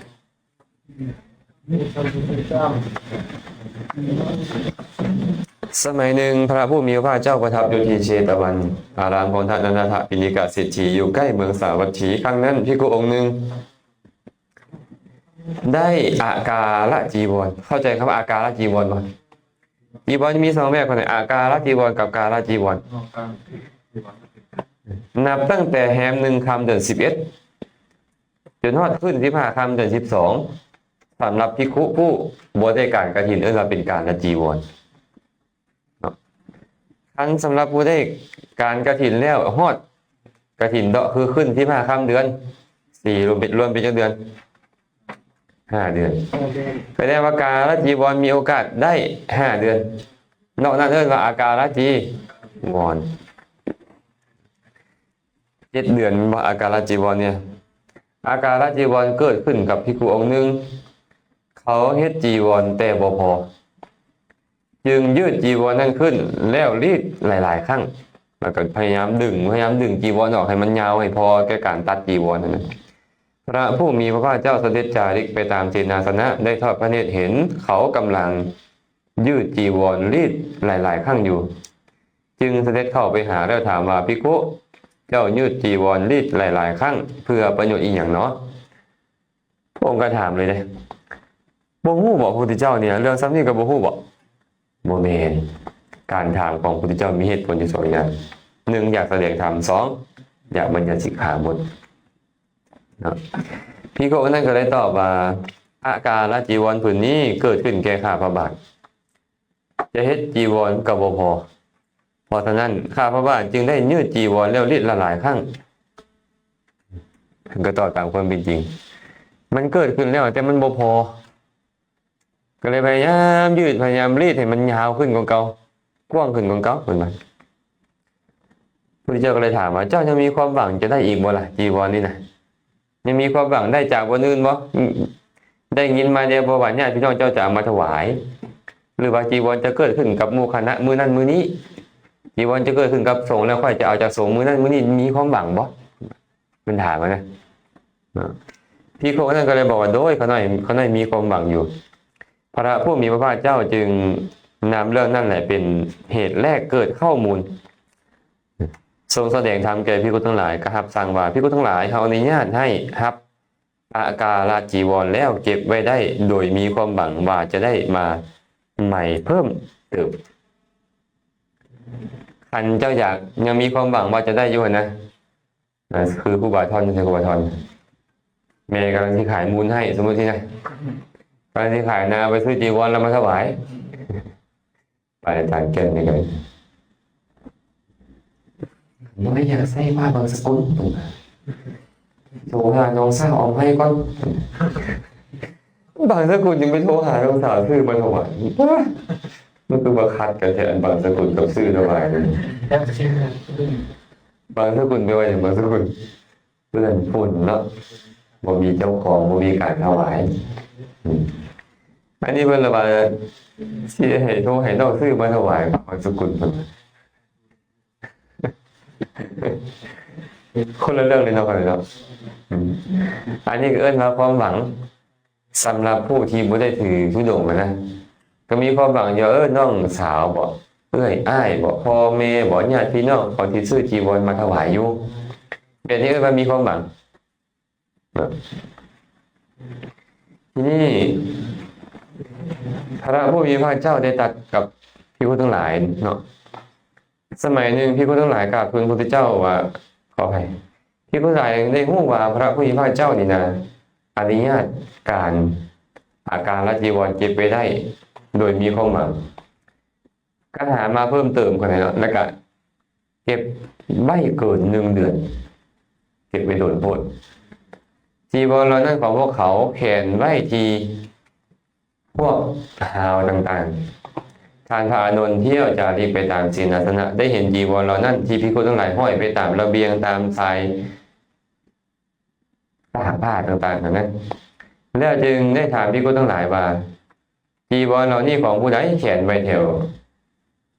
ระเบียงนี้แถวชายอันนี้ภิกขุทั้งหลายก็ได้ตอบว่าอาการละจีวรเหล่านี้ของพวกเขาน้อยเก็บไว้โดยมีความหวังว่าจะได้มาเพิ่มเติมของพวกเขาน้อยนี่แหละคิดว่าได้จีวรมาอีกก่อนจะพินิจพายมันเป็นผืนอันนึงก็ถามว่าเก็บไปโดนแล้วบ่ภิกขุทั้งหลายก็ตอบว่า1 เดือนขาน้อยอันนึงกับเพ่งโทษติเตียนพนธนาเลยเป็นอย่างภิกขุทั้งหลายจึงพากันเก็บอาการละจีวรไม่เกิน1 เดือนละนำเรื่องนั้นไปกราบทูลพระพุทธเจ้าพระผู้มีพระเจ้าก็ รับสั่งให้ประชุมสงฆ์เพราะเหตุและเกิดเหตุข้อมูลนั้นถามภิกษุทั้งหลายว่าแม่นแท้หรือบ่ที่พระเจ้าเก็บอาการจีวรไว้เกิน1 เดือนนี้นะภิกษุทั้งหลายก็เลยกราบทูลว่าแม่นแท้ขะน้อยพระผู้มีพระภาคเจ้าตรัสติเตียนว่าภิกษุทั้งหลายการกระทำของโมฆะบุรุษเหล่านั้นบ่เหมาะบ่สมบ่ควรบ่เป็นกิจของสมณะใช่บ่ได้บ่ควรกระทำเป็นอย่างเพราะโมฆะบุรุษทั้งหลายเหล่านั้นจึงได้เก็บอาการจีวรหรือว่าฮับอาการจีวรไว้เกิน1 เดือนละการกระทำของโมฆะบุรุษเหล่านั้นบ่เป็นไปเพื่อความเลื่อมใสของชุมชนที่ยังบ่เลื่อมใสหรือเพื่อความเลื่อมใสยิ่งของชุมชนที่เลื่อมใสแล้วแท้ที่จริงแล้วเป็นไปเพื่อความบ่เลื่อมใสของชุมชนที่ยังบ่เลื่อมใสและเพื่อความเป็นอย่างอื่นของชุมชนที่เลื่อมใสแล้วเป็นยังคือเฮ็ดแบบนี้สมมุติเนาะสมมุติอันนี้พ่ออุทิศเป็นพ่อออกมาเยี่ยมวัดป่านาขามมีบอนทิ่มไปบอนนี่ก็มีห้อยไปบอนนั่นก็มีหน้าเลื่อมใสบ่กันบ่ทั้งหลายไปนี่ก็บ่มาถวายแล้วเทื่อหน้านะมันบ่เป็นไปนี่บ่เพื่อความเป็นอย่างอื่นของชุมชนที่เลื่อมใสแล้วนี่การพวกเขาก็ต้องได้ดูแลได้เนาะบ่เป็นขอแค่ว่ามีผู้มาถวายแล้วเอาไปใส่บ่พิจารณาเลยบ่ได้เด้อครับก็ต้องพิจารณาได้นั่นแหละพระผู้มีพระเจ้าตรัสตีเตียนโดยประการต่างๆแล้วการตัดโทษของความเป็นผู้เลี้ยงยากบำรุงยากเป็นคนมากบ่สันโดษคุกคีเกียจข้านและการตัดคุณของความเป็นผู้เลี้ยงง่ายบำรุงง่ายมักน้อยสันโดษความขัดเกลาอาการกำจัดอาการน่าเลื่อมใสการบ่สังสมการปรารภความเพียรโดยประการต่างๆก็แสดงทำให้เหมาะสมแก่เรื่องนั้นเป็นเวลาเขาไปอ่านชาดกก็ตามอ่านธรรมบทก็ตามนี่นะบ่แม่นอยู่ซื่อๆเพิ่นบัญญัติสิกขาบทได้เลยเพิ่นจะแสดงธรรมก่อนในเรื่องเล่าในธรรมบทก็ตามเรื่องเล่าในชาดกก็ตามเพิ่นจึงเว้าเรื่องในสมัยหนึ่งพระพุทธเจ้าประทับอยู่บนนี้ได้ตรัสแสดงธรรมข้อนี้ก่อนจะบัญญัติสิกขาบทแต่ละเทื่อเพิ่นจะแสดงธรรมก่อนให้เหมาะสมกับเรื่องราวของพระเจ้ามากๆเพิ่นก็เว้าตัดเรื่องของความโลภมันเป็นในชาตินี้เด้ภิกขุเรานี่ชาติก่อนๆก็เคยเป็นแบบนี้มาแล้วได้พินาศมาเลยได้อีกอย่างต่างๆเรานี่จะตามมาเนาะและจึงรับสั่งกับภิกขุทั้งหลายว่าเพราะเหตุนั่นแหละภิกขุทั้งหลายเขาจะบัญญัติสิกขาบทแก่พวกทานทั้งหลายด้วยอาศัยอำนาจประโยชน์10 ประการมาพร้อมกันเพื่อความยอมรับว่าดีของสงฆ์เพื่อความผาสุกของสงฆ์เพื่อข่มคนผู้หน้าด้านเพื่อความอยู่ผาสุกของภิกขุผู้มีศีลเป็นที่ฮักเพื่อป้องกันอาสวะอันจะบังเกิดในปัจจุบันเพื่อกำจัดอาสวะอันจะบังเกิดในอนาคตเพื่อความเลื่อมใสของชุมชนที่ยังบ่เลื่อมใสเพื่อความเลื่อมใสยิ่งขึ้นของชุมชนที่เลื่อมใสแล้วเพื่อความตั้งมั่นแห่งพระสัทธรรมเพื่ออนุเคราะห์พระวินัยเพราะฉะนั้นแหละพี่คนทั้งหลายพวกทานควรยกสิกขาบทนี้ขึ้นแสดงว่าดังนี้ครับพร้อมกันนิทิตาจิวรัสมิงภิกขุนาอุปาตัสมิงกะจิเนภิกขุโนปะเนวะอาการะจิวรังอุปัชเชยะอากังขามาเนนะภิกขุนาปฏิกเหตพังปฏิกเหตวาขีปะเมวะการิตพังโนจัสสาปาริปุริมาสะอุณปเตนะภิกขุนาตังจีวรังนิคิปิตพังอุณสาปาริปุริยาสัตยาปัจจาสายะตะโตเจอุตรินิคิปิยะสัตยาปีปัจจาสายะนิสักขิยังปาจิตติยัง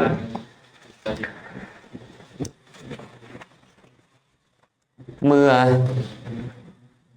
จีวรอันที่กูให้สำเร็จแล้วกฐินเดาะแล้วเขาอาการจีวรนั่นแหละเกิดขึ้นแก่ภิกขุนั่นหากเขามีความหวังพึงรับไว้เมื่อรับแล้วควรเฮ็ดจีวรควรเฝ้าเฮ็ดจีวรชิปะเมวะนี่ให้กระทำจีวรโดยไวนั่นแหละเนาะถ้าความบริบูรณ์แห่งผ้านั่นบ่มีผ้าบ่คันบริบูรณ์เลยบ่คันเพียงพอเมื่อความหวังด้วยจีวรนั่นมีอยู่ถ้าสำหรับจีวรนั่นภิกขุสามารถเก็บไปได้เดือนหนึ่งเป็นอย่างยิ่งบ่เกิน1 เดือนเมื่อเพื่อความครบบริบูรณ์แห่งผ้าที่ยังขาดอยู่ ถ้าหากเก็บเกิน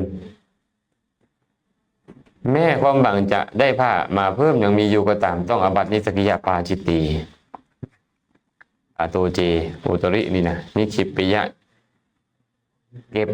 เกินกว่า1 เดือนนั้นถึงว่าปัจจัยคือเหตุในการที่จะได้จีวรมีอยู่ก็ตามก็เป็นอาบัตินิสกิยาปาจิตตี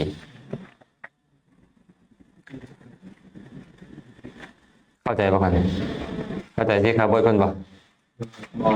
บ่เข้าใจกับฟังต่อกันเอาสั้นนี่คนไหนบ่เข้าใจที่ซื้อว่าอาการจีวรได้แก่ผ้าที่เกิดขึ้นตลอด11 เดือนในเมื่อบ่มีการกฐินเพราะการที่ผู้ได้อานิสงส์ของพรรษาและจะได้ผ้าการจีวร1 เดือน12 ลบ 1เหลือ11เอิ้นว่าอาการจีวรผ้าที่เกิดขึ้นตลอด7 เดือนในเมื่อมีการกฐินการกฐินแล้วคนนี้7 เดือนนะเพราะว่าการกฐินแล้วอานิสงส์ของจีวรจะเพิ่มไปฮอดขึ้น15 ค่ำเดือน 4ในเมื่อการกฐินแล้วเนาะแม้ในการเองก็ตามผ้าที่เขาถวายเจาะจงชื่อว่าอาการจีวรแมนยูมันอยู่ในการนะอันนี้เขาได้ขอถวายแก่ครูบาลาเด้ออันนี้ขอถวายแก่ยาพ่อยาวันเด้อมาเจาะจงกันนะบ่จัดเป็นการจีวรจีวรสมัยเนี่ยสมัยที่เป็นจีวรกันเมื่อบ่ได้การกฐิน1 เดือนท้ายฤดูฝนคำนี้1 เดือนท้ายฤดูฝนนับแต่ใส่ฮอดใส่1 เดือนท้ายฤดูฝนนับแต่ใส่ฮอดใส่เพชรใส่คำนี้ดิวิรนัทลองนับให้คำนี้กับเพชรฟังดูยังใส่ขอมืออยู่นี่นับตั้งแต่แฮม1 ค่ำเดือน11จนไปฮอดขึ้น15 ค่ำเดือน10นี่เอิ้นว่าเดือนสุดท้ายของฤดูฝนไปถ้าเมื่อได้การกฐินจะไปถึงเดือนสุดท้ายของฤดูหนาวเดือนใดเดือนสุดท้ายของฤดูหนาวเดือน4ขึ้น15ครับเดือนสุดท้ายของฤดูหนาวแฮม1 ค่ำเดือน4แม่นแท้บ่ฮะแฮม1 ค่ำเดือนเป็นฮอดขึ้น15 ค่ำเดือน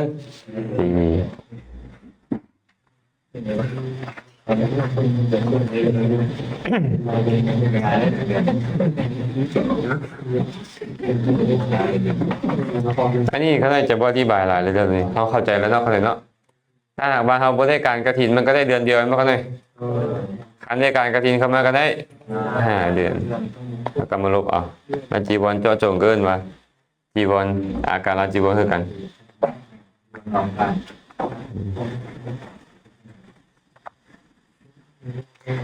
นับให้เนี่ยพออันนี้เบิ่งจะบาดเด้อปัจฉิโมมาโสเดือนสุดท้ายของฤดูฝนนี่นะในเดือนท้ายนับเดือน1เป็นมานี่แหละ5 เดือนถ้าหากว่ามีการกฐินในการอื่นคำว่าผ้าที่เกิดขึ้นในการอื่นจากอาการละจีวรก็เป็นการละจีวรนั่นเองนับครับบน YouTube นี่เมื่อภิกขุนี่นะเมื่อภิกขุบ่ได้การกฐินนับอาการละจีวรได้11 เดือนบ่ได้การกฐินได้เมื่อมีการกฐินนับได้7 เดือนตั้งแต่ใส่ฮอดไสแฮม1 ค่ำเดือน4ขึ้น15 ค่ำเดือน11เอาคือบอกไปขึ้นฮอดขึ้น15 ค่ำเดือน4ก็บอกว่าอาการบ่ได้เว้าการนอกจากการเลยเอิ้นว่าอาการนอกจากอาการเลยเอิ้นว่าการ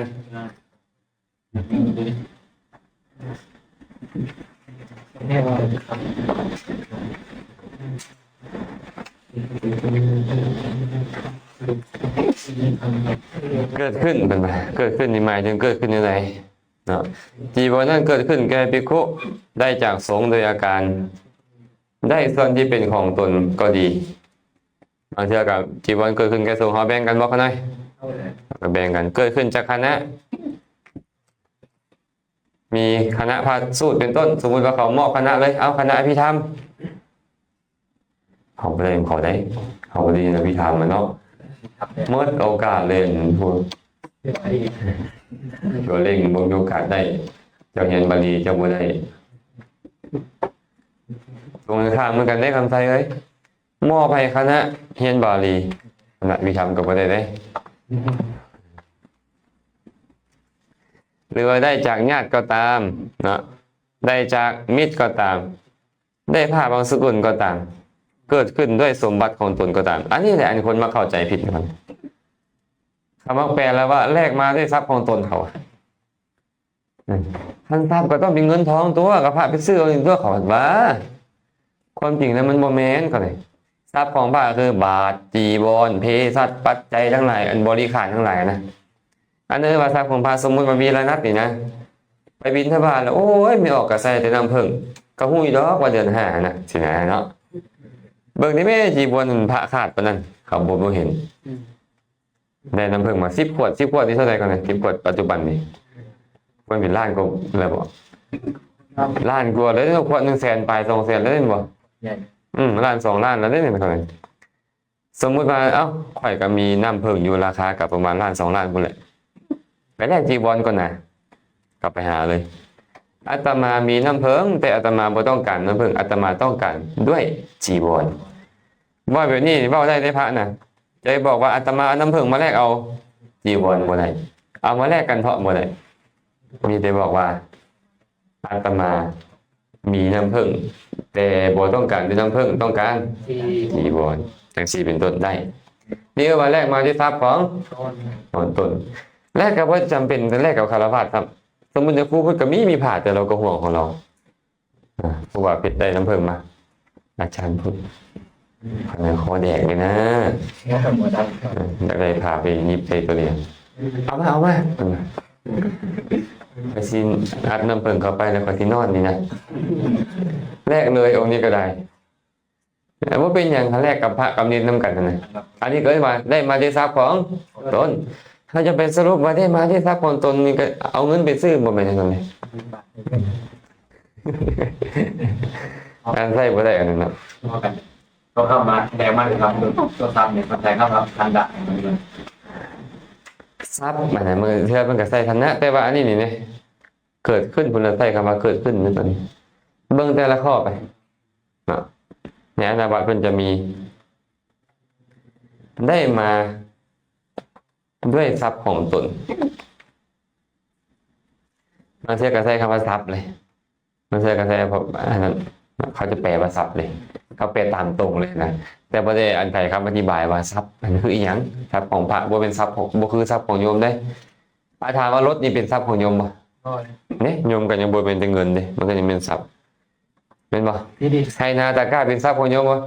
เนี่ยก็ยังเอิ้นว่าทรัพย์อยู่เด้เจ็บไปเอิ้นแต่เงินได้จังได๋สวย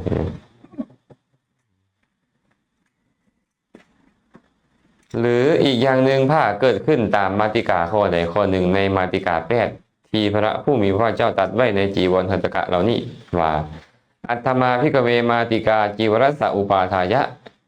ภิกขุทั้งหลายมาติกาเพื่อความเกิดขึ้นแห่งจีวร8ประการนี้8ประการมีอย่างใด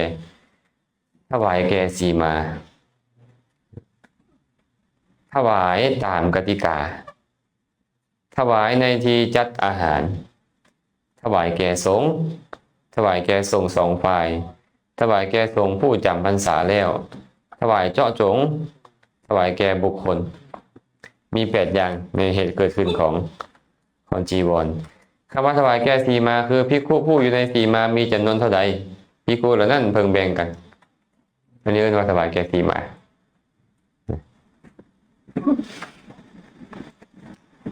นี่เลยเสือตอนนี้เขาถามเปลี่ยนอะไรบ้างจันเขาถามซื่อกันก็ เข้าใจแล้วจึงคอยบอกให้ว่ามาเป็นที่นี้เดี๋ยวก็จะมาประการที่นี้ถ้าที่เราแบบนี้เลยจะต้องเข้าใจ ไม่ถามเปลี่ยนบ่ได้ไปถามเปลี่ยนนั่นคันบอกให้เขาฟังได้ ไปลักกินไข่เอาบ่จักเสอะแฮงปานนี้เนาะคันถ้าไปถามเปลี่ยนแล้วเอามาเปลี่ยนกันเถอะจะได้กับบ่ได้กันโอ้ยบ่เปลี่ยนแล้วอาตมาเว้าผิดเมื่อกี้นี่ได้อยู่ก็เปลี่ยนคำเว้าไป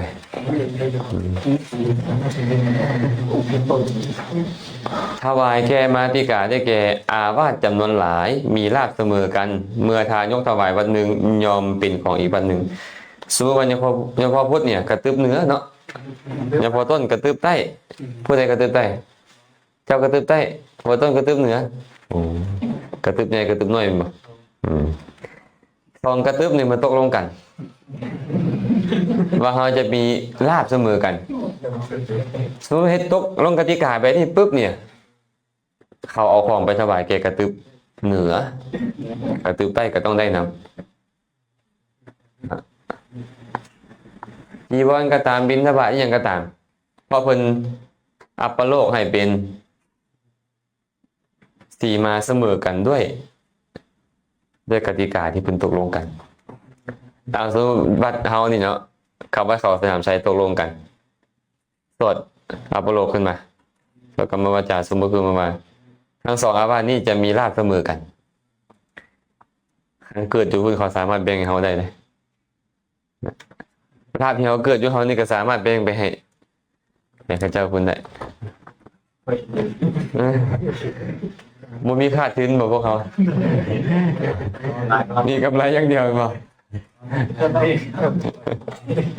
เฮ้ยขอที่ยอมเฮ็ดตามเฮาบ่เขาเบิ่งลาภเฮาแล้วบ่ค่อยมีเลยมันลาภเขาแล้วเกิดตลอดเนาะนี่สมมุติให้ฟังซื่ออันกระตึบเหนือกับกระตึบใต้ก็ตกลงกันเองนะมันเฮ็ดลาภเสมอกันบ่สมัยก่อนนี่เขาหลายอย่างพระเป็นพัน2,000สมมุติเนาะก็เลยแบ่งกันเป็นอยู่เป็นคณะไป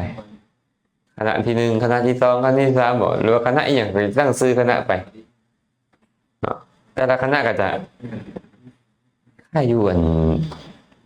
หนองกระบางเนาะย่างบ่ฮอด50 เมตรละ3 บาทเลยแต่ก่อนน่าจะเป็นวัดเดียวกันแล้วเริ่มแบ่งกันเป็นคณะกันสมัยที่หุ่งเฮืองกันเนาะอยู่ใกล้พระราชาอยู่ใกล้คนหลายประเทศเนาะประเทศมาอีกอย่างต่างๆแล้วมันนี่ก็แบ่งคณะกันนึกต้นมากกับแบ่งเป็นวัดไผวัดเราเลยประมาณนั้นนะมันก็ติดกันเลยแถวนั้นนะกำแพงอันเดียวกันเลยเนาะกำแพงติดกันเลยก็เลยว่าโอ้บัดเป็นสมัยก่อนหุ่งเฮืองหลายนะเฮืองหลายนะอันนี้ก็แบบนี้เนาะถวายในที่จัดอาหารได้แก่ทายกเฮ็ดสักการะประจำแก่สงฆ์ในที่ใดถวายในที่นั้นเพิ่นเอาอาหารไปถวายอยู่บ่ได้เพิ่นก็ถวายผ้าถวายอย่างอยู่หั่นเลยมาถวายแก่สงฆ์คือถวายแก่สงฆ์ผู้ย่ออยู่พร้อมเพรียงกันแบ่งกันสมมุติเขาถวายแก่สงฆ์อยู่วัดนี้กันทางวัดนี่นะสามารถแบ่งกันได้เลยมีส่วนหมดทั้งวัดจนน้อยองค์สุดท้ายแต่ถ้าว่าบ่ได้อยู่วัดบัดนี้พอนิมนต์เดี๋ยวพอสุขเนี่ยพออยู่ซินเดี๋ยวพอคำมณี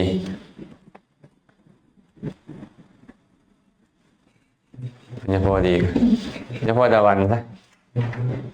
ไปน้ำกันกันไปหอดบ้านหอดเงินกันเลยข้าพเจ้าทั้งหลายขอถวายจีวรนี่แก่สงฆ์ถวายแก่สงฆ์ได้สงฆ์ต้องเป็นอย่างสงฆ์ต้องทั้งโลกผู้มาจากทิศทั้งสี่มาฮอดที่นั่นเป็นเจ้าของจีวรหรือของนั่นทั้งหมดแต่ทีนี้อยู่เฮือนหลังนั้นมีแต่4 องค์บ่เนี่ยมี4 องค์เพิ่นเฮ็ดจังได๋ล่ะบ่เพิ่นเนี่ย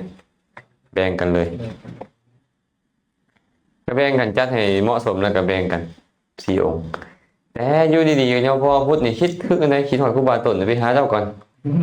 ไปเที่ยวครูบาตาวันเนาะไปหาเราก่อนไอ้พอดีก็ได้ส่วนแบ่งกันหากินง่ายเหลือเกินขอบคุณนิมนต์จังหน่อยครับเลยได้กินข้าวบ้านมาเฮินมันไม่ออกนี่มันก็ไปเลยถึงส่วนเขาเจ้ากำลังสิแบ่งจีวร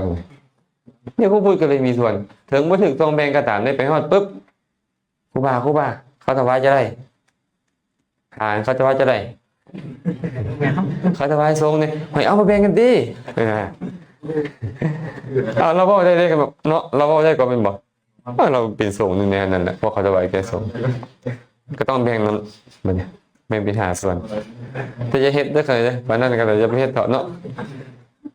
มูว่าโอ้เพื่อนเรานี่เขาถวายจีวรงามเลยหรือม่นเขาไปหาเขาเนี่ยข่อยบ่ได้มากินนิมนต์เด้ข่อยมาหาหมู่ข่อยได้เพิ่นว่าก็ได้จีวรเขาอย่าเฮ็ดเด้อพวกเขาเด้อ ตาหวานกันมีด้วยนะ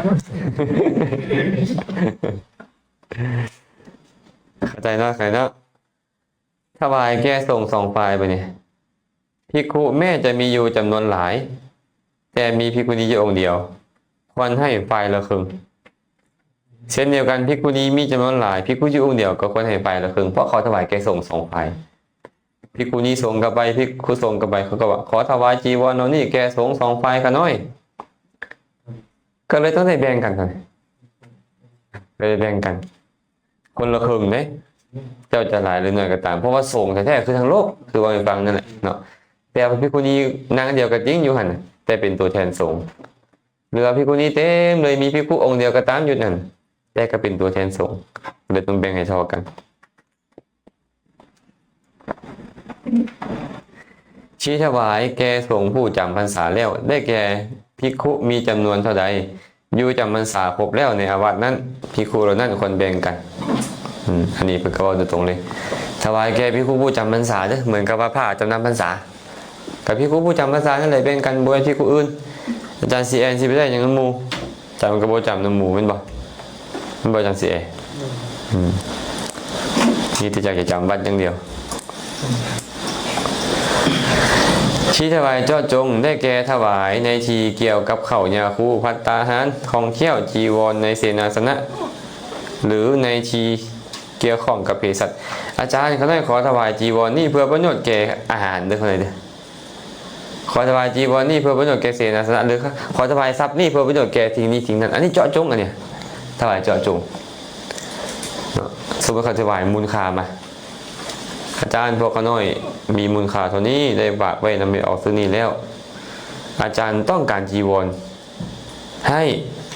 บอกเราได้เลยดิเขาสบายเจาะจงเนี่ยอาจารย์ต้องการอาหารบิณฑบาตเขาเจาะจงบิณฑบาตอาจารย์ต้องการเสนาสนะต้องการข้าวต้มขนมเขาเจาะจงไปเลยเป็นเนี่ยถวายเจาะจงหรือแม้แต่เขาบ่มีเงินหรอกเขาเอาของมีค่าอย่างหนึ่งมาสมมติว่าเอาเตียงตั้งราคามันก็เป็นแพงอยู่นะมากระมอบถวายแก่สงฆ์ข้าน้อยขอถวายเตียงตั้งนี่เพื่อประโยชน์แก่จีวรอยากให้เอาไปแลกเอาจีวรก็ต้องบริหารเข้ากับจีวรด้วยกันขันเนาะที่ซื้อว่าถวายบุคคลถวายด้วยกล่าวว่าข้าพระเจ้าถวายจีวรนี่แก่ภิกขุชื่อนี่อันนี้เจาะจงเลยเนาะเจาะจงเลยถ้าใดได้มาด้วยลักษณะอาการละจีวรตามหัวข้อมาติกาเหล่านี้ผ่านั่นชื่อว่าอาการละจีวรเกิดขึ้นเช่นกันชีวาได้มาด้วยทรัพย์ของตนหมายถึงได้มาด้วยทรัพย์คือได้เป็นต้นเห็นไหมโมเป็นเงินได้ทรัพย์ของผ่านี่ได้เป็นต้นมันจะเอาได้ไปแลกเอาผ้าก็มีเนาะบางคนเนาะมันจะเอาอาหารไปแลกเอาผ้าก็มีแต่ว่าต้องแลกให้ถือแลกกับสหธรรมิก5บ่ไปใดก็ได้แต่หากจะแลกกับคฤหัสถ์ต้องใช้กับปิยบูหาร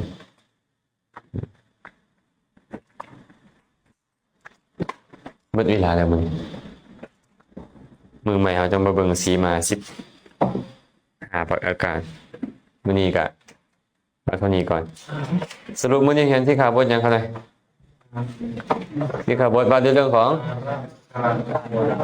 เก็บอาการละจีวรไว้เกิน1 เดือนแม่มีความหวังท่านบ่มีความหวังเก็บเกิน10 มื้อบ่ได้มีความหวังแล้วเก็บเกิน10 มื้อสมมุติเจ้าจะเฮ็ดจีวรแท้เจ้าจะยิบผ้าแท้และยังมีความหวังได้อยู่อันนี้เก็บได้เดือนหนึ่งนะเก็บเกินไปแม่มีความหวังก็เป็นอบัตินิสกิยาปาจิตปีจองสละนั่นเป็นวินัยกรรมมื้อนี้เอาเท่านี้ก่อนมื้ออื่นจะค่อยมา ต่อกันอนุโมทนาบุญนำทุกองค์เด้อ เมตตาไมตรีเกิดมาทำไม เกิดมาแล้วทั้งทีเกิดมาเพื่อทำความดีก็เกิดประโยชน์ล้ำคุณค่าอธิษฐานจิตขอให้คิดพูดทำดีมั่นอธิษฐานจิตขอให้ชีวันห่างไกลชั่ว